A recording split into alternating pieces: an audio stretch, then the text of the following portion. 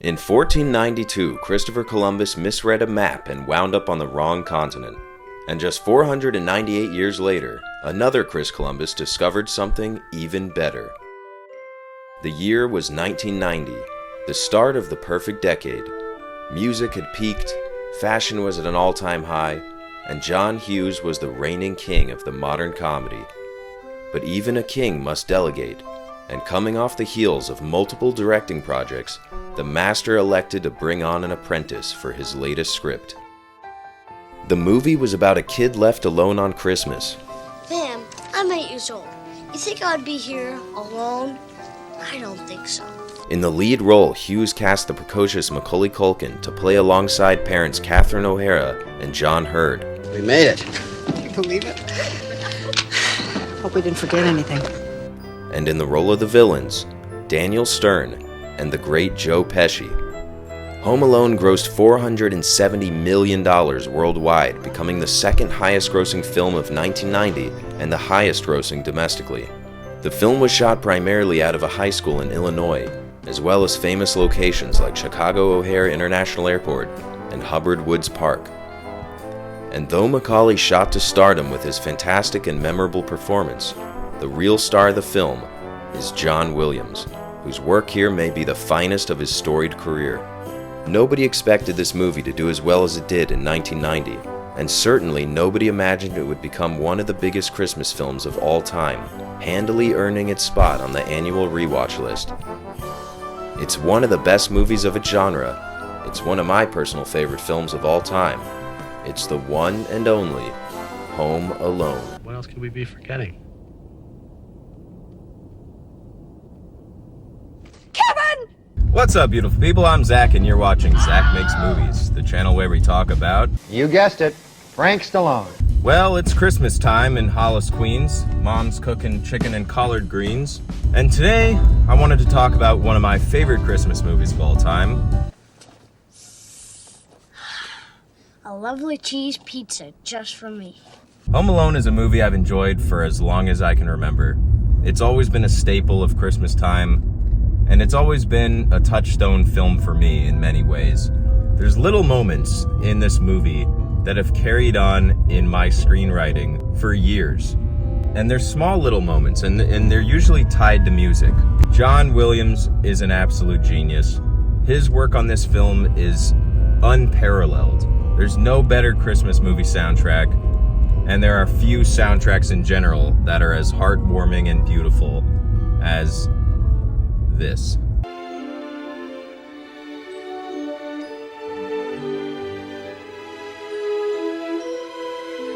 But let's start a little earlier. So the movie begins on a chaotic night in the McAllister household. They're preparing for vacation, and a cop arrives to do his due diligence and check on the neighborhood. There are children running around like chickens with their heads cut off, and nobody wants to pay for the pizza. Hey, the pizza's here! There you go. That's $122.50. Ah, it's my brother's house. He'll take care of it. A family of 20 in a house for 40, going on a nice long winter's vacation to Europe. It's the perfect fantasy for millennials everywhere. After some very harsh words said to a child, Kevin, I'm going to feed you to my tarantula. Kevin, you are such a disease. Look what you did, you little jerk. power goes out, the passport is lost, the head count. 1, 2, 11, 92, 12. Buzz, don't be a moron. And we get this incredible sequence in the Chicago O'Hare Airport. Out of all the reindeers, you know you're the mastermind. Kevin wakes up, he walks around the house, he says, "Mom, Dad, is this a joke?" about 45 times. Is this a joke? And eventually he learns it is in fact not a joke. He made his family disappear. I made my family disappear. All that's left behind is the heating system. And a tarantula. That's right, older brother Buzz, whose girlfriend, woof. Buzz, your girlfriend. Woof. But Buzz doesn't just leave the tarantula behind and a photograph of his girlfriend. He also leaves Kevin with a Christmas horror story about a neighbor who went crazy and killed a bunch of people with a shovel. I'm not afraid anymore.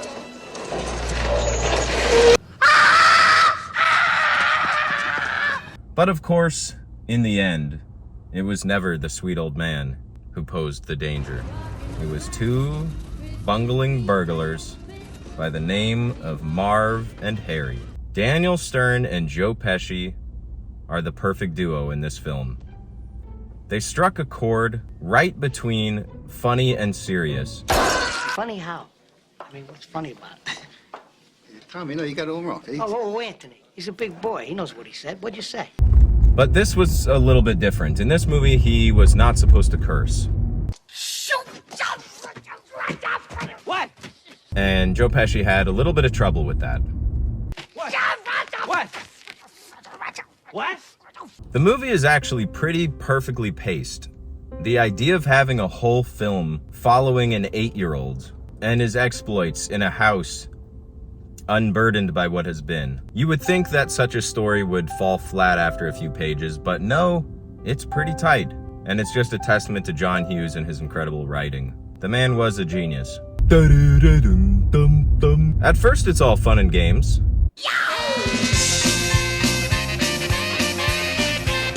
But then, the first night comes along. Go around back down the basement. Come on, follow me. Quick thinking, Kevin manages to scare the burglars off. I thought you said they were gone. We're supposed to leave this morning. But he knows that won't be the end of him, and he has to come up with a plan. After a trip to the grocery store, where he learns about fabric softener and milk, and eventually the trials and tribulations of gravity, Kevin narrowly escapes a donut-eating police officer and an icy sliding death. But the movie really kicks into third gear on Christmas Eve. Now, we do get a consistent intercut sequence of the McAllisters desperately trying to get home from Paris. No way. This is Christmas, the season of perpetual hope. And having a lot of trouble doing so. The language barrier tends to be a particular problem for them. But the more interesting part of the story is happening back in Chicago. The burglars at this point have figured out that Kevin is in fact home alone and is a genius at puppeteering life-size cutouts of Michael Jordan.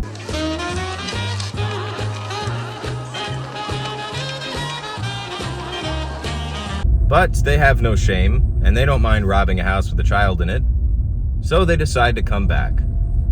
At 9 o'clock! Get the hell out of here. All right, Johnny. But what about my money? What money? Snakes. I don't know no snakes. I'm gonna give you to the count of 10 to get your ugly, yellow, no good keister off my property.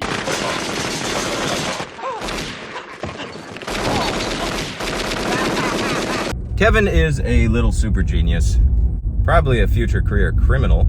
Keep the change, you filthy animal. But in the meantime, he uses his powers for good.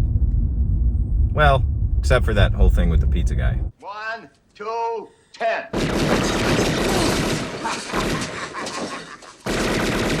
But other than that, he uses his powers for good, and he protects his home from these two bungling burglars.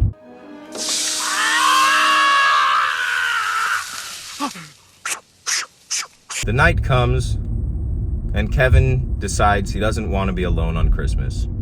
So he goes to the local church, where he meets Old Man Marley, the neighbor who he thinks is a murderer, in what is possibly the sweetest and most heartwarming, beautiful scene in the history of Christmas movies. Years back, before you and your family moved on the block, I had an argument with my son, and I said I didn't care to see him anymore. He said the same. We haven't spoken to each other since. I'm afraid if I call him, he won't talk to me. No offense, but aren't you a little old to be afraid? You can be a little old for a lot of things. You're never too old to be afraid. It's nice talking to you. Nice talking to you. Kevin leaves a little wiser and imparts some wisdom of his own. Merry Christmas. Merry Christmas. And then it's time. Bless this highly nutritious Macaulay macaroni and cheese dinner and the people who sold it on sale. Amen. Now it's time to set the traps.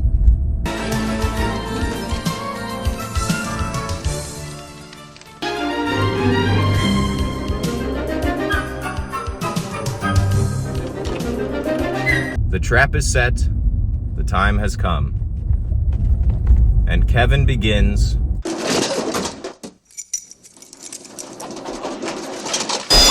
a jigsaw level attack on these two idiots.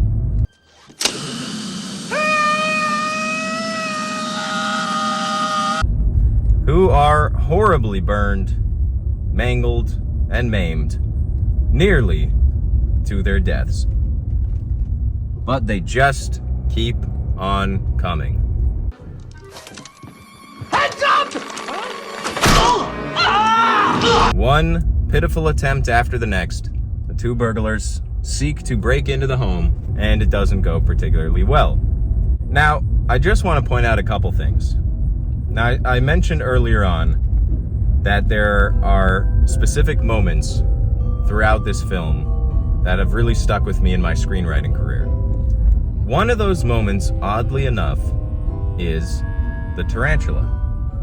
So as Kevin is preparing the house, and you have this nice little music montage by the great John Williams, there is a little moment, and the music cues it along, where it just cuts to the tarantula creeping on by.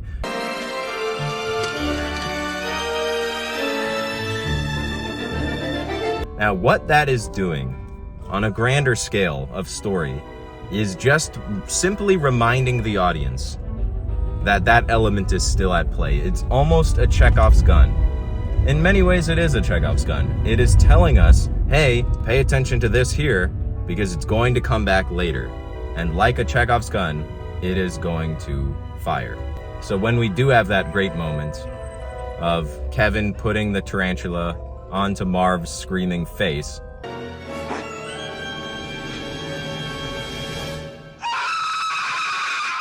we're prepared for it to some degree.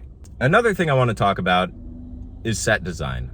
Now, this is the most perfectly set Christmas movie I've ever seen. The entire house, the entire film is red and green. Everything from the grocery store to the airport and all throughout the house, we have nothing but green and red. There are very few shots in the film that do not have a poinsettia in the background. But what more could be said about a movie as perfect as Home Alone? Well, I'll tell you what can be said. It's perfect. This is a movie that should be a goofy little kids movie. You know, when I was growing up, there were a lot of movies like this. The kids beat the adults. The kids outsmart the parents. The kids beat the bad guys and they win the day. And they all suck to some degree. This movie comes off as a child prodigy serial killer at Christmas. You believe it, you buy it, you love it. Kevin is an incredible character. The whole family is fun, from Buzz to Woody. I don't remember the other names. Buzz is hilarious. I wouldn't let you sleep in my room if you were growing on my ass. The parents are terrible, but not too terrible. What kind of mother am I? If it makes you feel any better, I forgot my reading classes. Just terrible enough to leave their child home alone on Christmas. 6, 7, 8, 9, 11, including me. 5 boys, 6 girls, 4 parents, 2 drivers, and a partridge in a pear tree. Well, at the end, Old Man Marley saves the day after Joe Pesci permanently scars Macaulay Culkin's finger by biting it like a carrot. And then Mom arrives.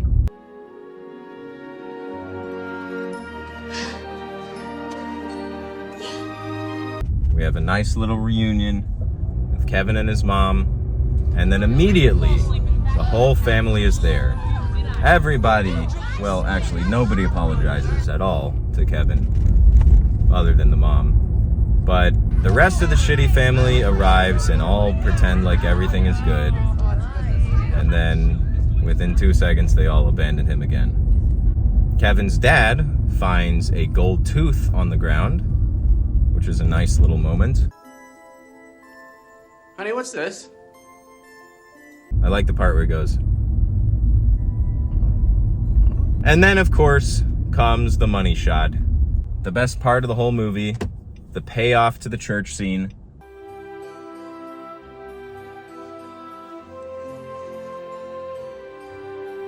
Kevin looks out the window, and what does he see? Old Man Marley reuniting with his family.